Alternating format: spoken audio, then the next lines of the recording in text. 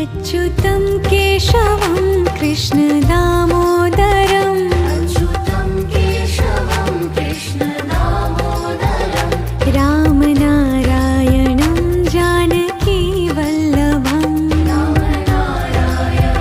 जानकी वल्लभं कौन कहते हैं भगवान खाते नहीं कौन कहते हैं भगवान खाते नहीं वीर शबरी के जैसे खिलाते नहीं वीर शबरी के जैसे खिलाते नहीं अच्युतं केशवं कृष्ण